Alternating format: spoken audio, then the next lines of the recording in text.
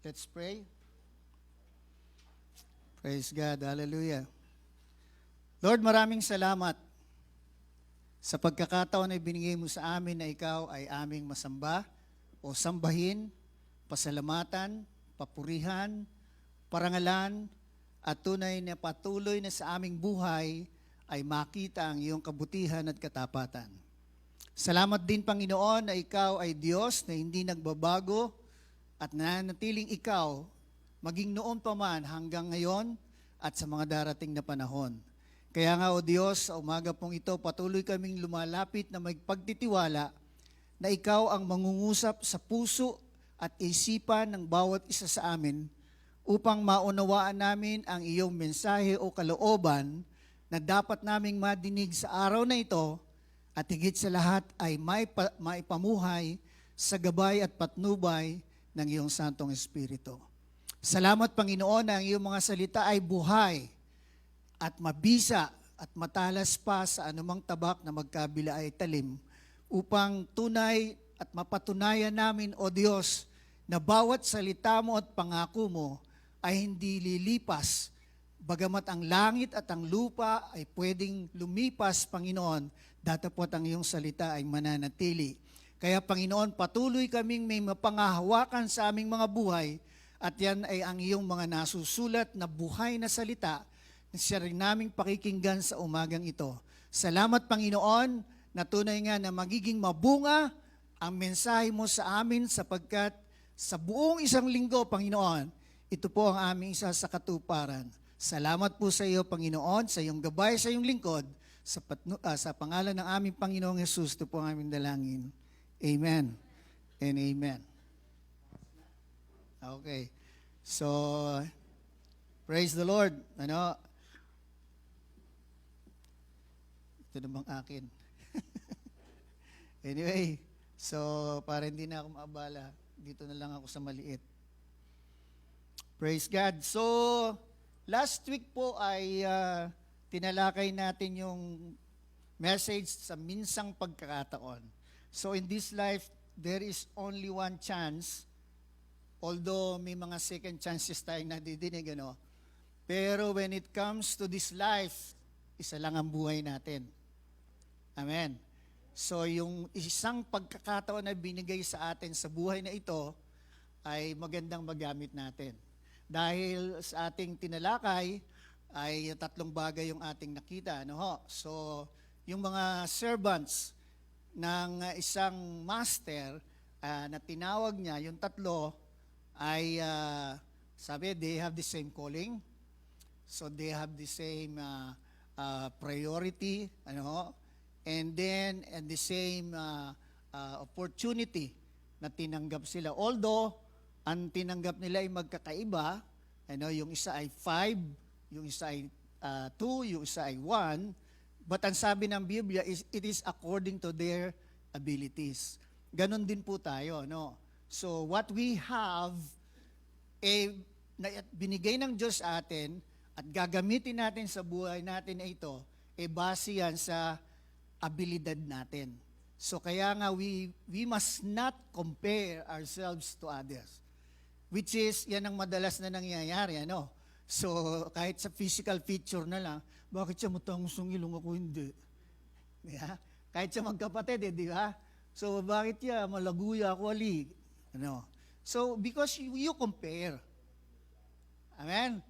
Pero in the eyes of God, most especially sa tao, in the eyes of your mother, you are the most beautiful woman.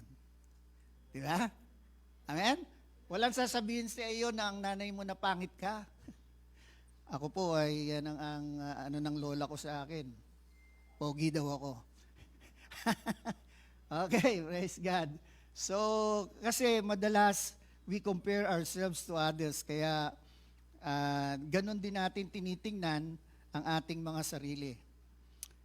Okay? So ngayon naman, gusto ko pong ibahagi sa atin, it's about the story pa rin. Si Jesus, alam nyo, when He convey messages, nung narito siya sa lupa, He always uses stories or parable. Pares nang nabanggit ko na po last week, and we will continue to use his story para makuha po natin yung mensahe sa umagang ito. And then let's try to apply it sa ating mga buhay, and let's see how we can apply this in everyday lives. Okay? Ang title po natin ngayon is The Chosen. Okay? So,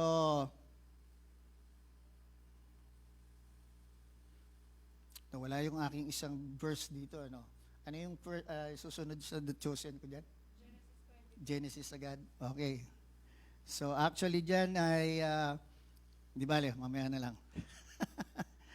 Okay, Genesis chapter 22 verse 1 A. Actually, sabi po sa Matthew, many are called, but few are chosen. So that is our main text actually. Ewan ko baka nabura ko yata. So habang ginagawa ko yung PowerPoint. So, many are called. Marami po ang tinatawag. Pero kakaunti ang napipili. Okay. So, and then, kung titingnan po natin dito, ang question is, bakit kaya? So, kung ang lahat, okay, ay binibigyan, o ang bawat isa ay binibigyan ng tinatawag natin ng hindi lang pagkatawag ko, hindi tiwala, okay? Para mapili tayo, kailangan gawin ito ng Diyos. Amen? Pares kay Abraham, kaya yun yung unang verse na nakita natin. Genesis 22:1a. Sometime later, God tested Abraham. Okay, that is the first part ng Genesis chapter 22 verse 1. Sometime, yung Genesis 22 is actually naipanganak na po dyan si Isaac, na ipinangako ng Diyos sa kanya na hinintay niya for 25 years. Sabi mo nga, 25 years. Ang tagal naman. So, sino yung may pinagpe-pray dito na matagal na ay hindi pa nangyayari?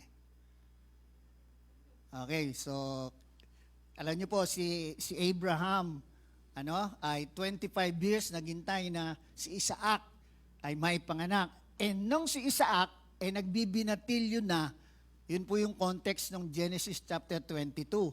Kaya sometime later, okay, na sinubok ng Diyos yung pananampalataya ni Abraham. Bakit? Ang gusto kasi ng Diyos, i-offer sa kanya si Isaac. So, let's move on muna. So, kaya nga, bawat tinawag ng Panginoon tulad ni Abraham ay pinagtitiwalaan niya. Okay? So, kaya nga, tatlong bagay po ang gusto kong makita natin dito na kung bakit there are only few na napipili. So, number one is to test their total obedience. Okay? So, God needs to test yung total obedience. First, tingnan muna po natin si Abraham. Kasi he can complain Pwede siyang mag-complain, Aba Lord, pambihira naman, 25 years kong inantay itong pangako mo na ito. Ngayong binata na, nagbibinata na, ngayong ini-enjoy ko na. Sa aming katandaan, saka mo pa siya hihingiin. Alam niyo po, the word sacrifice in the Old Testament, ibig sabihin, you have to offer alive, papatay para patayin. Andiyan po ba kayo? So, mas mahirap yun, di ba? Kaya isa-isa mong anak, i-offer mo para mo patayin at iaalay mo sa Diyos. And then, kung isipin mo, ba't ganun ang Diyos? Ganun ba matuwid ang Diyos? Ganun ba ang Panginoon natin? Bigay bawi? Hello? Siyempre, hindi. And then, tingnan po natin ang isang istorya ni Jesus, iugnay natin doon sa istorya ni Abraham. Sa Matthew chapter 21, verse 28 to 30.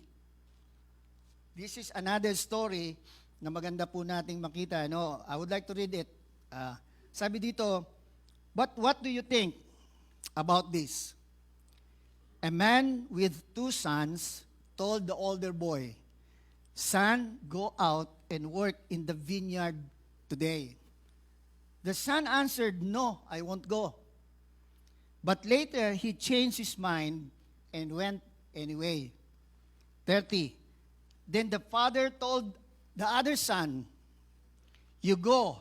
And he said, "Yes, sir, I will." But he didn't go. So kung tutuloy po natin ang pagbasa dyan, tinanong ni Jesus, sino yung naging masunurin sa kanilang dalawa? Siyempre, sagot ng mga tagapakinig niya, yung panganay.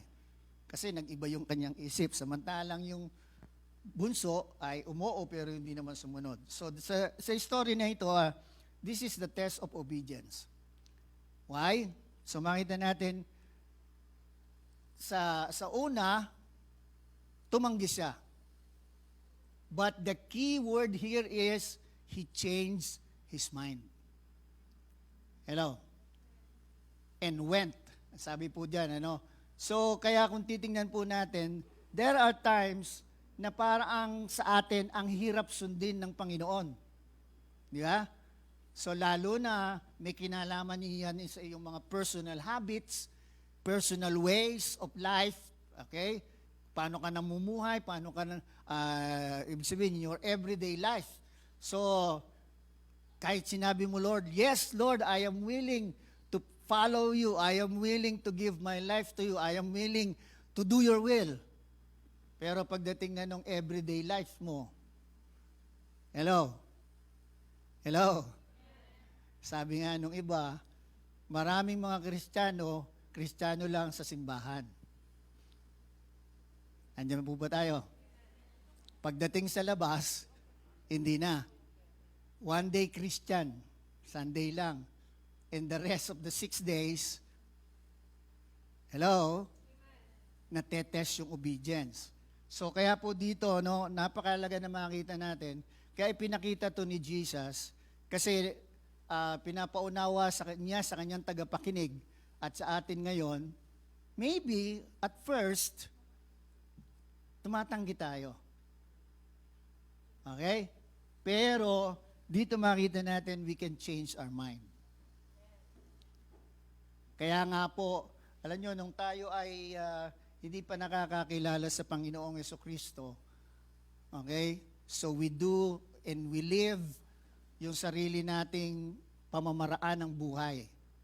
But, nung makakilala tayo sa Panginoon, we change our mind. Amen? And we follow the Lord. So, our message is very simple kasi gusto kong i-elaborate sa atin ano yung ginagawa natin dito sa church. Okay? So, sabi nga po dito, to test our total, not just obedience, but total obedience. Hello?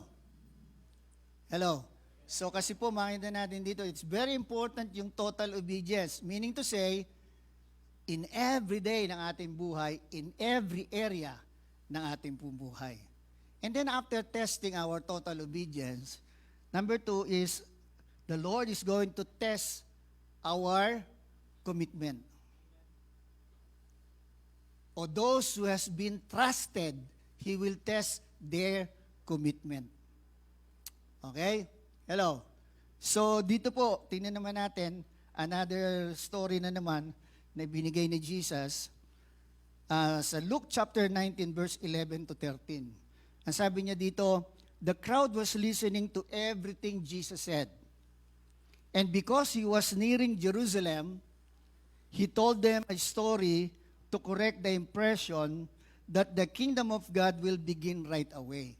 Alam niyo po, nung si Jesus ay nag-start na ng kanyang ministry, lalo na po nung pumasok siya doon sa Jerusalem, yung tinatawag na triumphal entry, which we celebrate, di ba?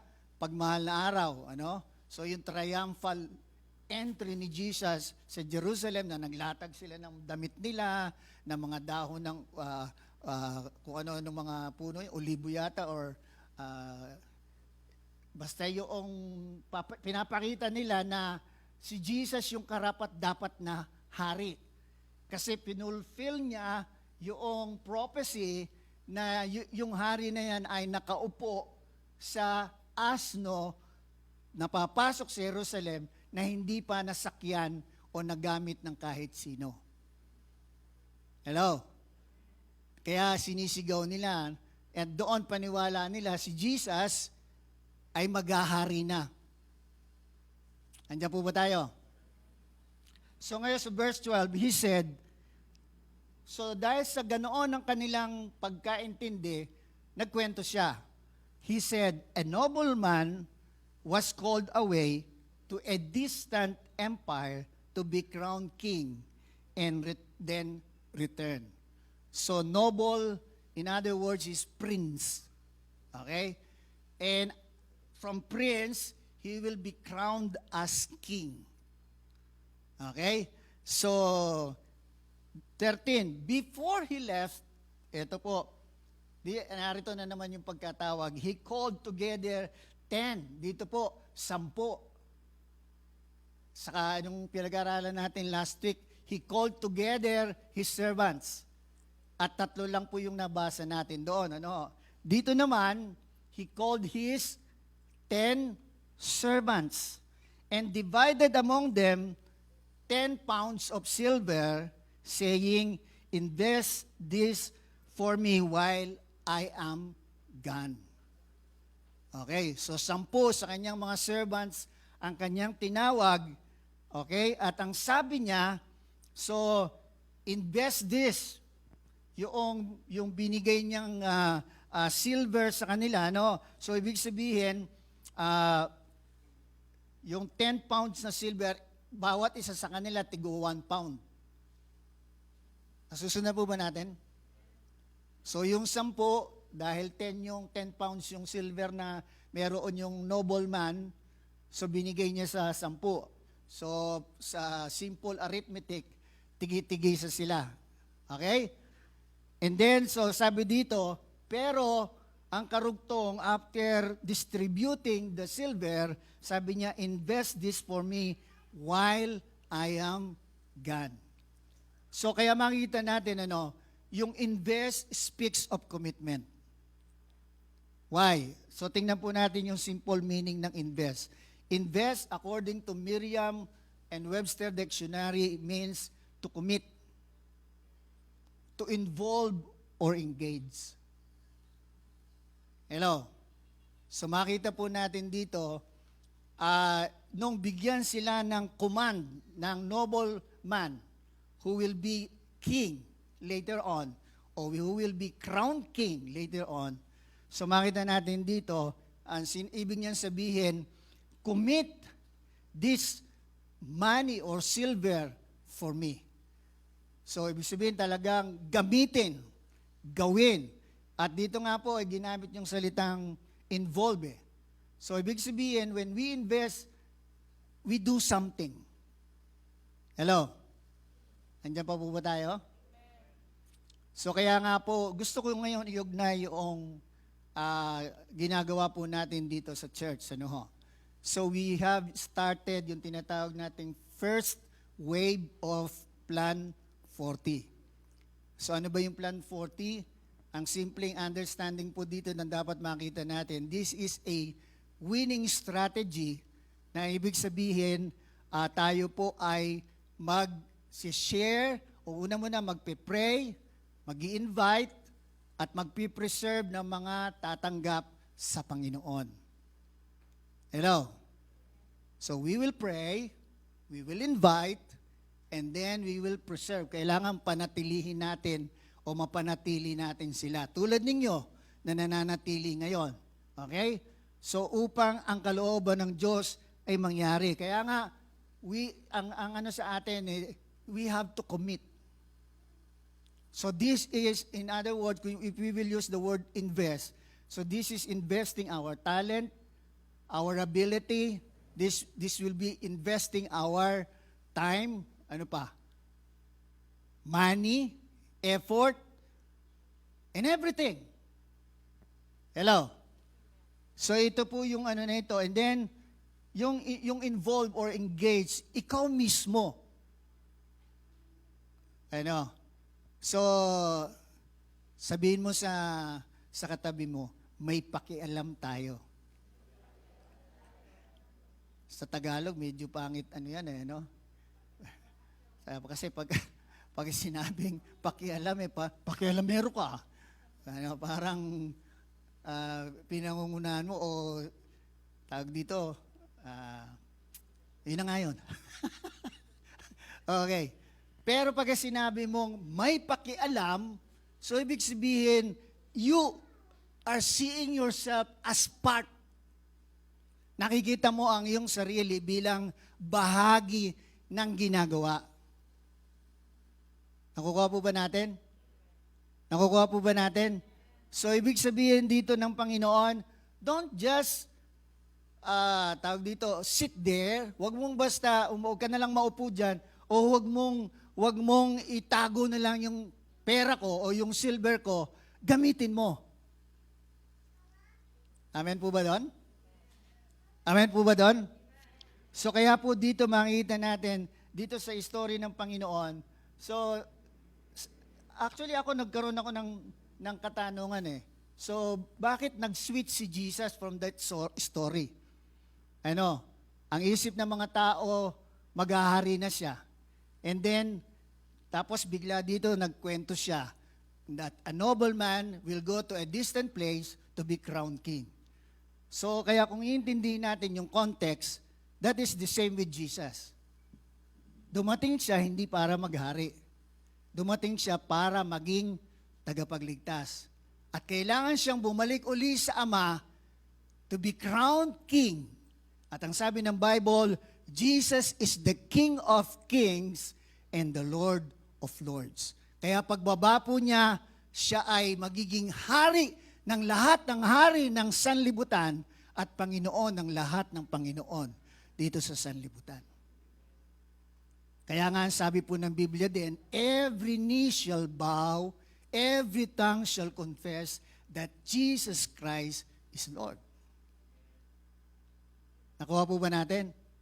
So kaya po dito, ginamit niya yung story na ito, hindi pa ako maghahari. I have to go back to the country, to the place where I came from. Nakukuha po ba natin? And then I will come back. Pero, bago ako umalis, para maging kapaki-pakinabang yung buhay ninyo, this is what you need to do. Amen? So first, again, sabi niya, He called His 10 servants. Like you and me, God called us. And then you have a silver coin or a pound of silver in you that Jesus binigay sa bawat isa sa atin. Ano yung pound of silver na yun? Ability. Hello? Marami sa atin yung potential. Marami sa atin, we have not maximized our potential. But actually, hindi pa nga natin alam our potential eh. Hello? Actually, sa school, sabi ko nga eh, ang Pilipino masyadong sa school eh. Ang katuwiran ng mga magulang, anak, mahirap lang tayo. Ang maipapamana ko lang sa iyo, magtapos ka ng pag-aaral. Igagapang ka namin ng tatay mo, makatapos ka lang. Di ba? Pero actually, sa school, hindi naman lumalabas talaga yung potential eh. Did you believe that? Naniniwala ba kayo doon? Saan lumalabas yung potential mo? When you are actually in the field. Graduate ng nurse. Yung pala, businesswoman. Hello? So maraming ganyan, ano? So, makita mo, the course na kinuha niya at taliwas sa nagagamit niyang potensyal. Bakit? Kasi kaya siya naging nurse. Yung palang nanay niya, frustrated nurse. Anak, mag-nurse ka. Ganito, ganyan. Siyempre, bata, nakukonvince. Mag-nurse siya. Nursing siya. So, kukuha siya ng nursing. Did you get what I mean? Okay, so, ito po yung isang maganda dito sa church. And the good news is, this is for free. Every one of us will be given the opportunity na ilabas mo yung potential mo. How?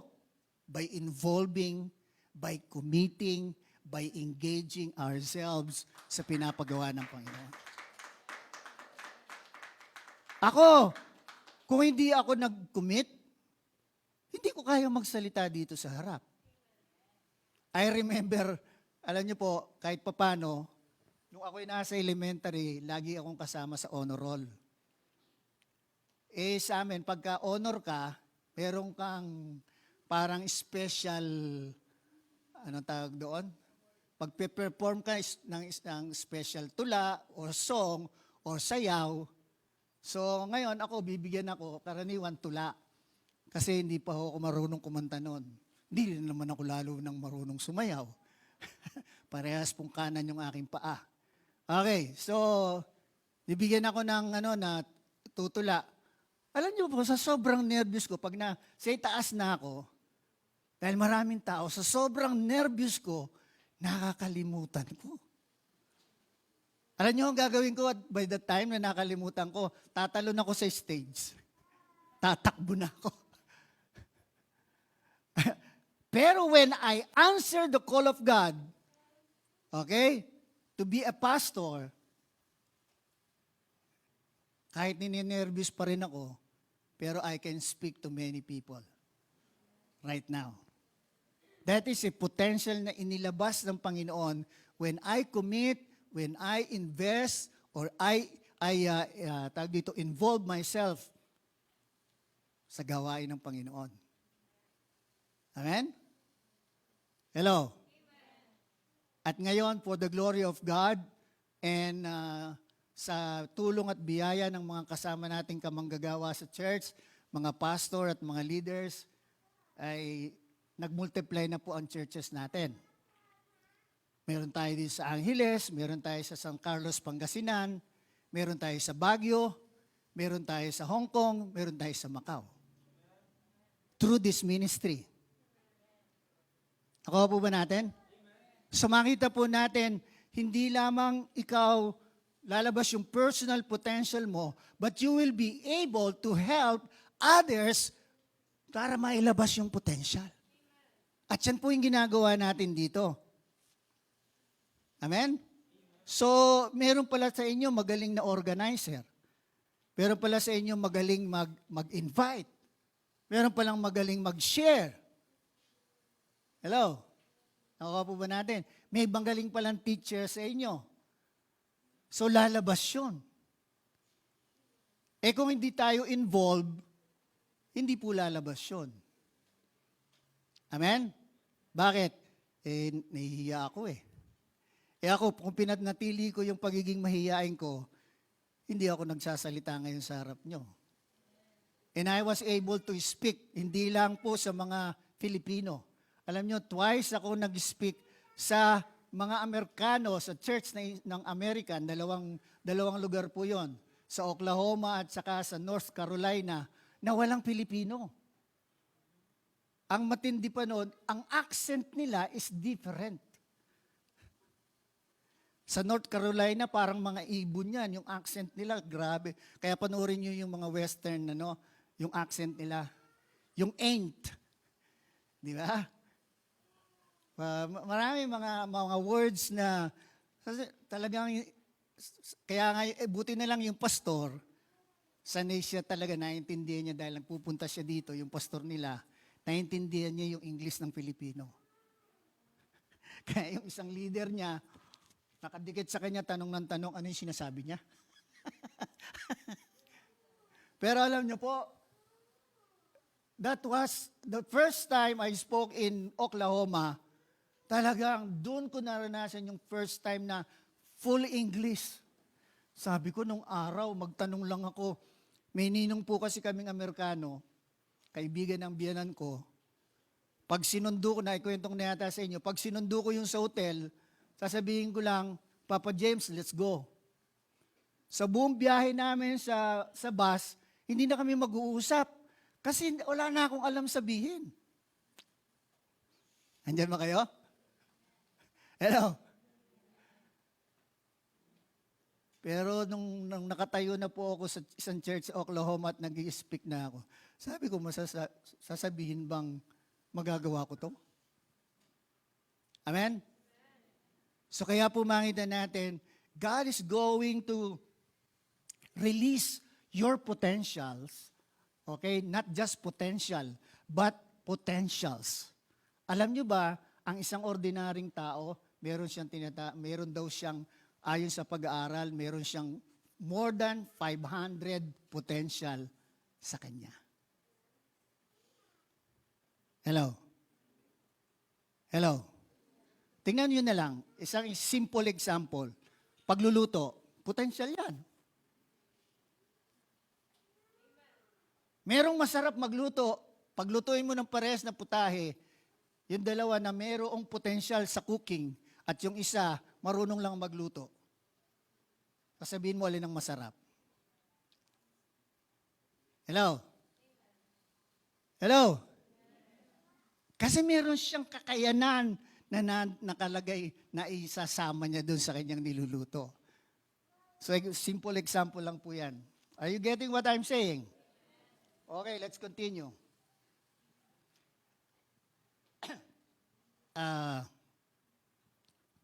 Inubo na po ako. Sino ang magdadala ng tubig sa...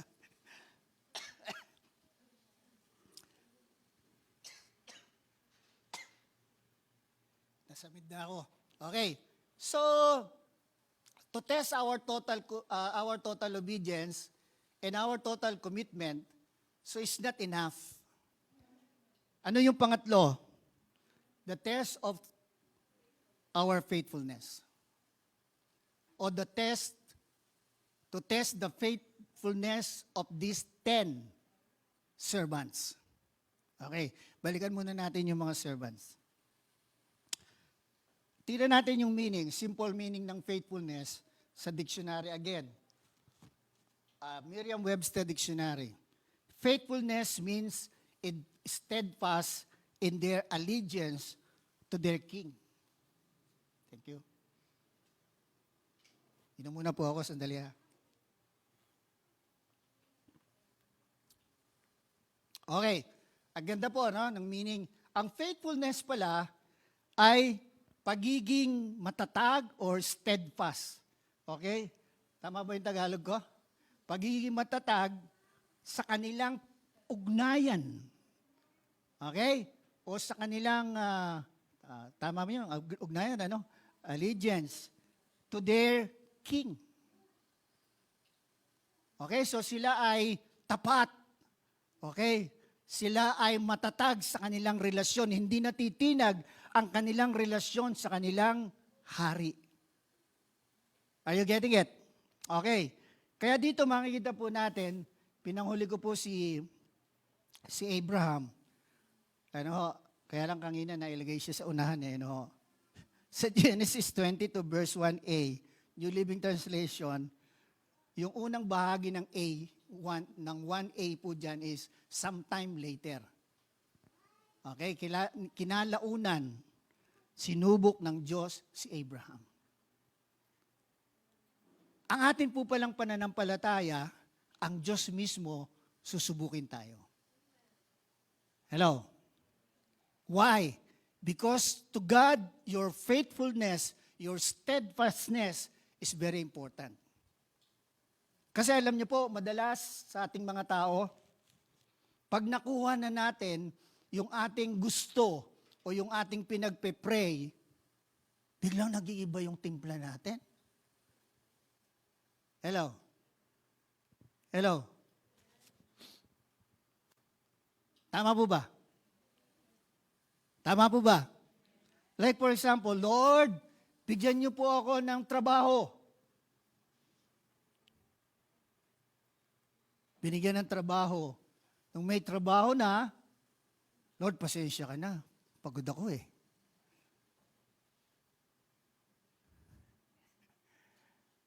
Amen?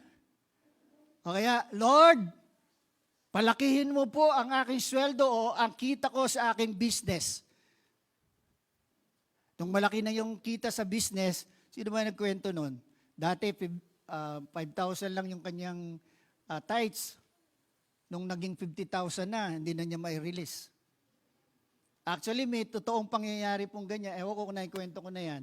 Yung kaibigan kong pastor, yung kumpare ko po, may member silang ganon. Ang kita niya dati is 500,000 a month. So that is, kung kunin mo 10% doon is 50,000 a month. So sa kanya, faithful niyang nabibigay yun, o naibabalik yun. And then, ang prayer request niya kay pastor, so sa kumpare ko, sabi niya, Pastor, pag-pray mo ko, lumaki itong negosyo ko. So pinag-pray naman ni pastor. So lumaki ang negosyo. Hello? From 500,000, dahil construction, po siya, firm. From 500,000, kumita na siya ng 5 million. How much is the 10% ng 5 million? 500,000. Yung dati niyang kinikita, tithes na lang niya. Hello? Imaginein mo yan, Yung dati niyang kita, tithes na lang. Tapos, later on, lumapit siya doon sa kumpare ko. Pastor, sabi niya, may problema ko. Ano yun?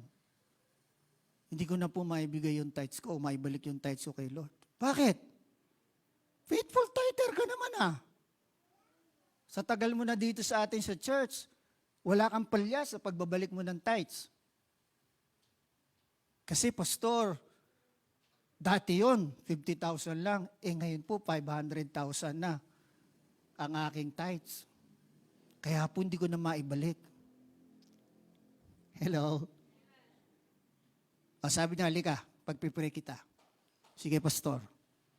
Sabi yung kaibigan ko, Lord, ibalik niyo po sa 50,000 ang kanyang tithes buwan-buwan. Pinatigil niya, pastor, tigilan mo na yung pagpipray mo. Ibabalik ko na kay Lord yung 500. Huwag lang akong bumalik sa 50,000. Nakukuha po ba natin? Allegiance, yung katapatan natin sa ating hari, natetest yan ng kung anong meron at dumarating sa ating buhay o nararating natin sa ating buhay. Marami pong ganyan. Kaya we have to remind them. Hindi po natin kinukundina yung mga ganon. We have to help them. And we have to, sabi nga ay, win them back. Hello? Hindi po lingid sa atin. Siguro hinahanap niyo yung anak ko na si Paul. Kahapon po, nag-date kaming tatlo. Yung kuya niya at saka ako. Kinausap ko po siya. Sabi ko, anak, alam ko bigay ng Diyos yung business na yan. Pero huwag niyong ubusin yung panahon niyo dyan. At alisin niyo yung panahon niyo kay Lord. Amen? I am trying to win him back. Not him only, but to win his family. Ayan po yung apo ko. So ginagawa ko, sinusundo ko yan ting umaga. Kasi ayoko makasanayan niya, ayan po si Candice, ayoko makasanayan niya na ganito pala, okay, kung gusto mo mag-church ka. Kung hindi, hindi. Amen? So kaya every Sunday, I see to it na sundo ko siya. Sabi ko sa kanya, Apo, I will be there at 8:30. Kanina ang aga niya. Kanina ang aga niya, nakita ko yung kanyang messenger, 6:30 pa lang, maka-open na.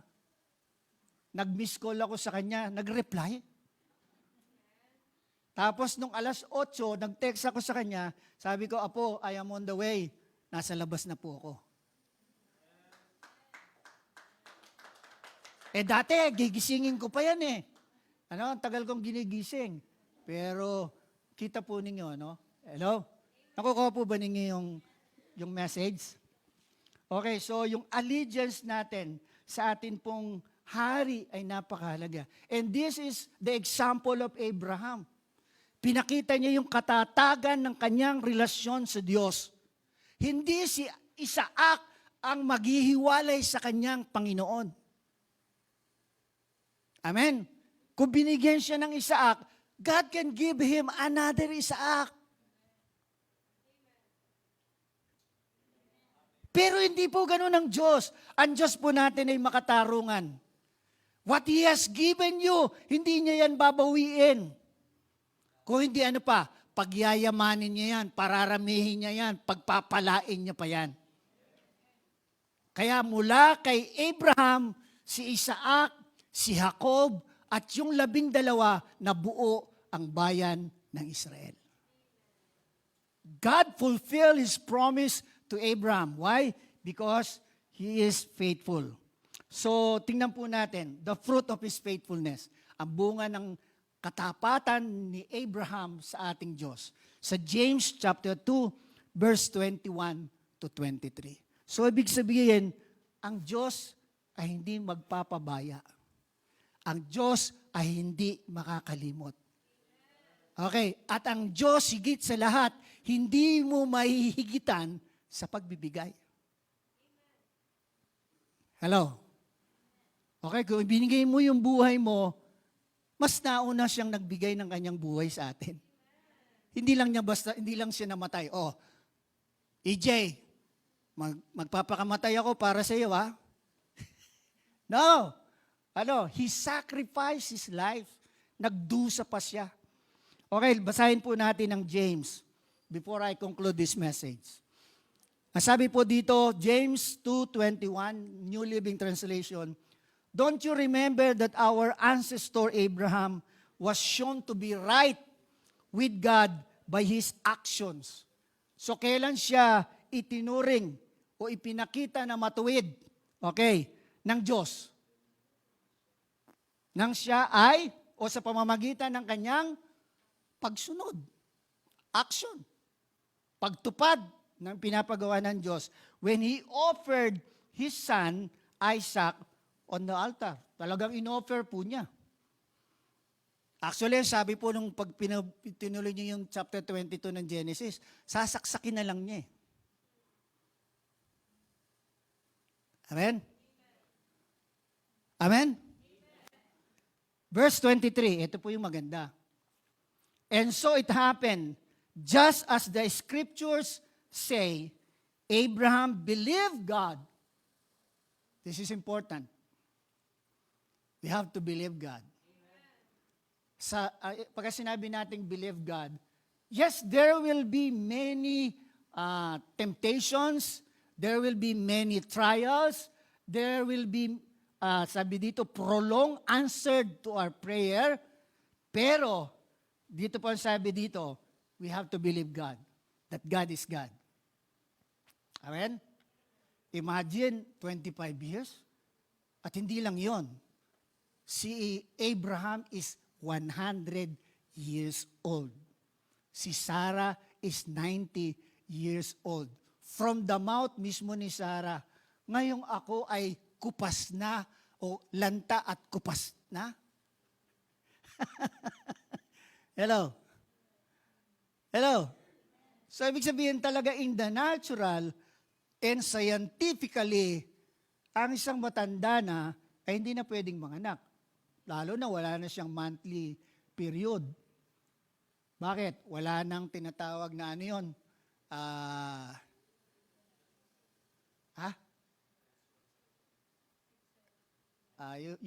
Yung cycle ng reproduction na wala na. Parehas na sila. No egg cell, at siguro yung sperm ni patay na rin, yung punla. So, ibig sabihin, tingnan ninyo, it is impossible. But Abraham believed. He did not look on his situation. He did not look on his body. Amen? Although Sarah, look at her body. Siguro kulubot na Ako kumukulubot na, pa lang ako, 60 pa lang ako. 90. Siguro yung balat nun talaga kulubot na Okay. Lalo na, noon mga wala pa namang aircon, talagang nomad sila tent lang, ang init sa disyerto. Plus factor yon para yung katandaan nila. Dito nga lang sa atin, yung mga farmers, compare mo yung edad sa mga wala sa farming, ang layo ng itsure. Di ba? Okay, bakit? Kasi they are exposed in the sun. Okay. So ngayon, and God, ito yung maganda, and God counted him as righteous. Ang Diyos ang nagsabi o nagbilang na siya ay matuwid, sabi dito, because of his faith. Okay. He was even called the friend of God. Wow! Ito yung matindi dito, no? Hindi lang siya kinount ng Diyos as righteous because of his faith, tinawag pa siyang a friend of God. I am a friend of God. I am a friend of God. Di ba? Meron tayong song na ganyan. So, ibig sabihin, pagka friend ka, you are close. Hello? Di ba? Tayo, pagka mga sinabi mong friend, yung mga may pangalan, yung mga may mayaman, parang yung position nila o yung status nila, parang ganun ka na rin eh. Di ba? Hello? Kaibigan ko si Dingdong Dantes. Kaya feeling ko, Dingdong Dantes din ako. Hindi. Rudy Fernandez po ako dati. Kaya lang, patay na. Baka sumunod tuloy ako pagka patuloy ko pang kinlay. Nakuha po ba natin? Ito po yung makita natin. Ibig sabihin, Abraham passed the test or every test na ginawa ng Panginoon sa kanya. He passed the test of total obedience. He passed the test of total commitment. He passed the test of, sabi po dito, faithfulness, total faithfulness. Okay? In my conclusion, do you want to be chosen? Do you want to be chosen?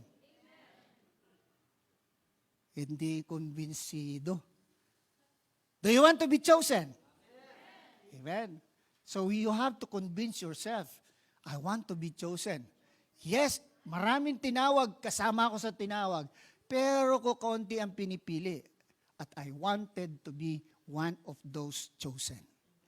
Anong kailangan natin gawin? Ito po, balikan natin yung ating message. Summarize natin. Ito po, sa next slide ang sabi, be totally obedient.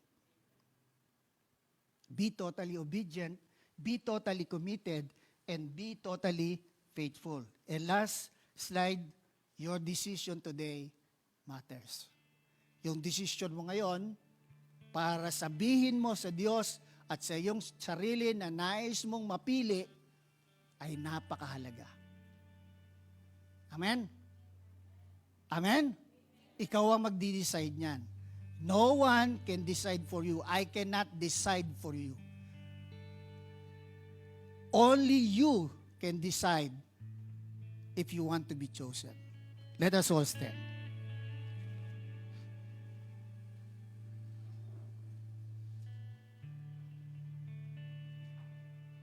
Praise God. Waiting nga natin, the splendor of the King.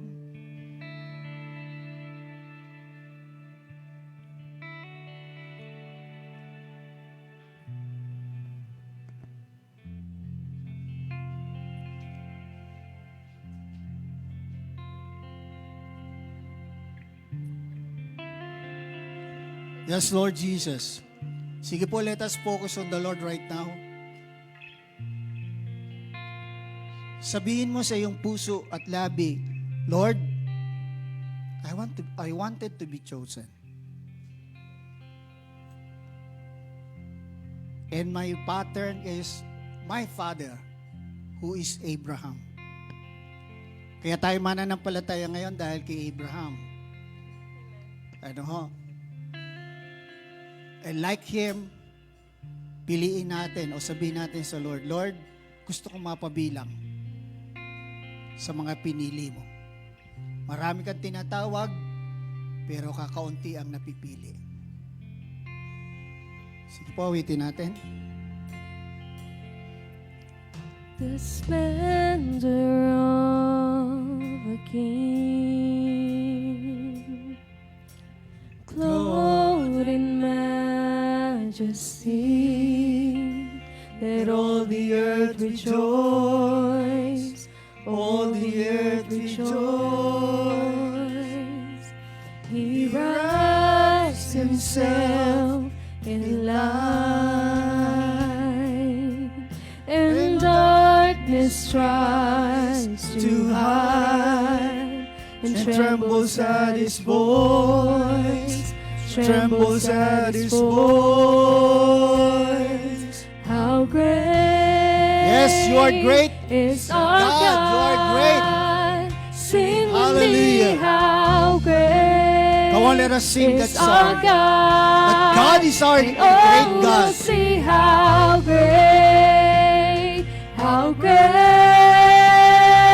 is our God.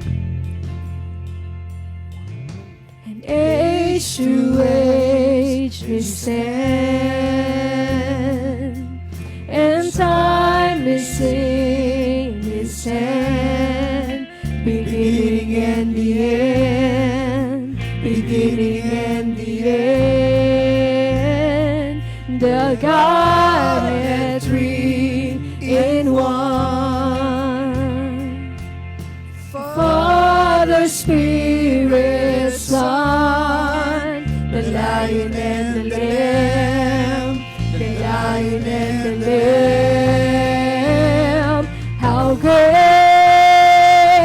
is our God! Sing with me, how great Our great is God. our God! Our King. And oh, we'll see how great, Our crown King. how great is our God. You Yes, Lord reign, Jesus. oh God.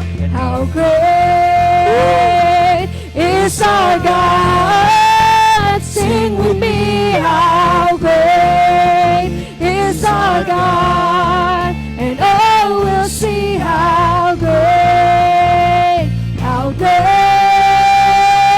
is our God.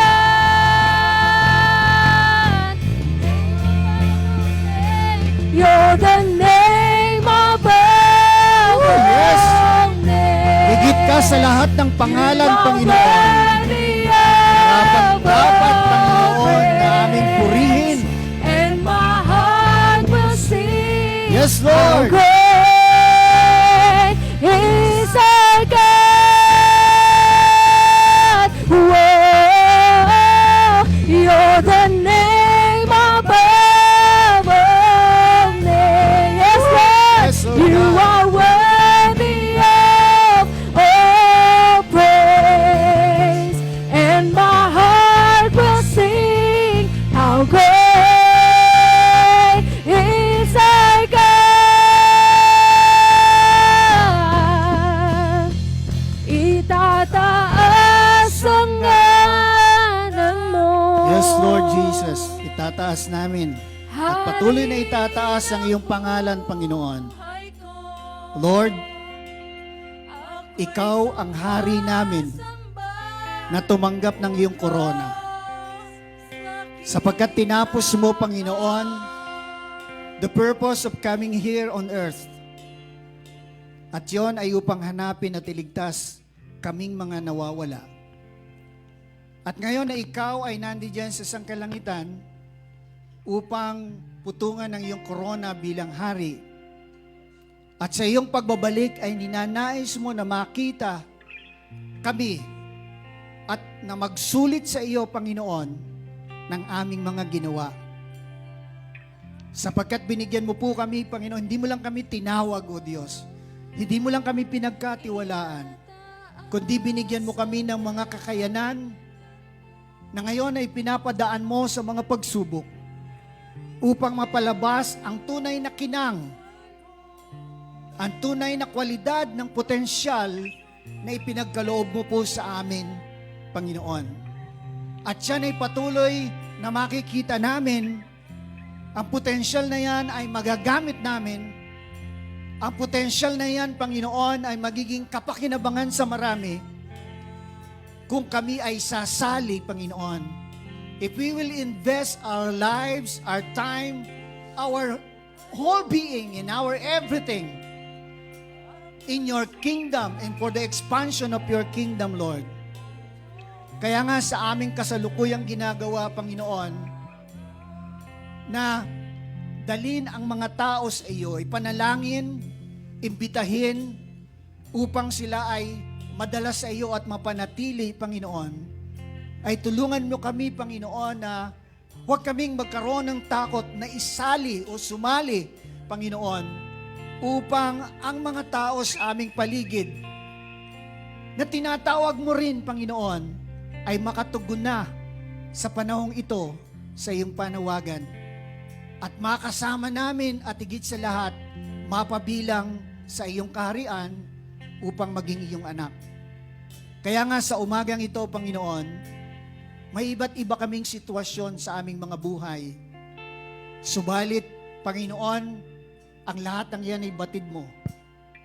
Nasabi nga ng iyong salita, bago palikhain ang sanlibutan ito, kilala mo na kami sa pangalan namin.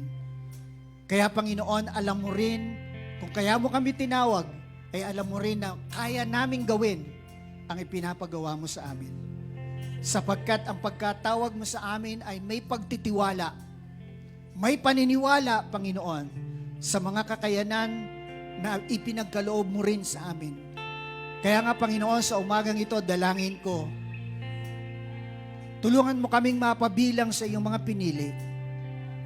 Sapagkat bagamat ikaw ay maraming tinatawag, datapat kakaunti ang napipili. Kaya tulungan mo kaming ipasa ang pagsubok, Panginoon, sa ganap naming pagsunod. Aming maipasa, Panginoon, ang aming totoong pagtatalaga ng aming mga sarili sa iyo.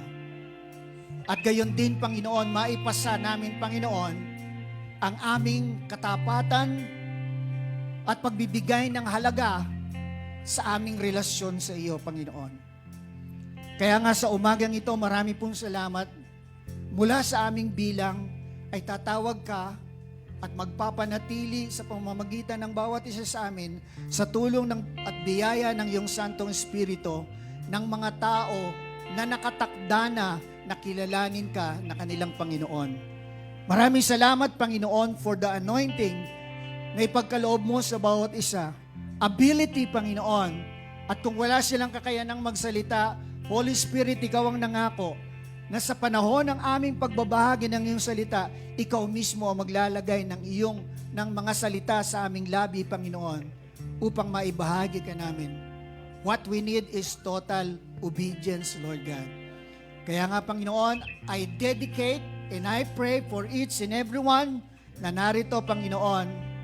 Tulungan mo silang tumugon sa iyong mga panawagan. Ito po ang aming dalangin sa umagang ito, sa pangalan ni Jesus.